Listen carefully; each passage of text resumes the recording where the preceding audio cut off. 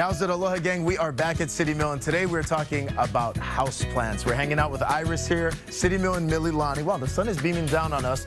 And light's important for plants, as it would go, right? Yeah, very important.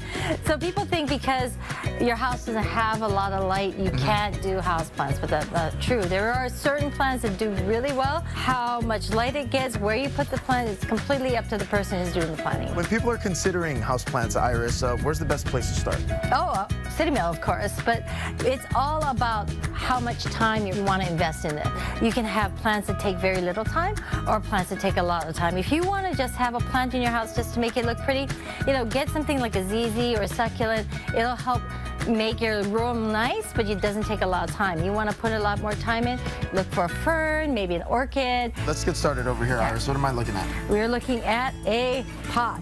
These pots have to have drainage holes in them so the water can come through. Of course, you want to make sure they have a saucer, because the last thing you want to do is have water drain all over your floor. Clear ones are really great because you can put them someplace and they don't obstruct the view, right? So the first thing you want to do is just throw some gravel in there so that you have some aeration on the bottom. What you're going to do is we're using potting soil, and potting soil is the only thing you want to put in plants. They already have perlite in them, and they have some other nutrients in them that help aerate the soil. When you have a container, it's really necessary to have the soil be aerated.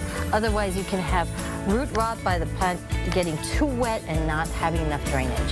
So then you're going to fill that up. This is a plant we're using. It's a ZZ plant, and these work really well in homes. You don't want to ever fill up the soil up to the top. You want it a little bit below. So this plant goes to here. You want to make sure that the soil is moist. You don't want to use dry soil. So when you're ready to repot your plant, you want to roll it around in your hands to loosen up all the roots on the side. Pretty much ready to go. There oh, wow. you go. Okay, and you're going to just put it in there. This plant has a lot of roots, so we just got a pot a little bit bigger than this.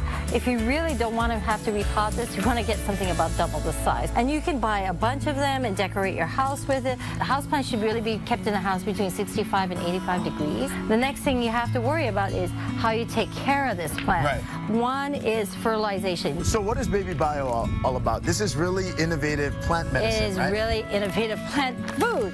It's actually the #1 plant food in the UK, and it's very, very concentrated. So you can go directly with this into a plant, just put 5 drops into the soil, or you can put it in water also. If you have decided to do any kind of flowering plant in your house, you can do that. You should use a grow light though.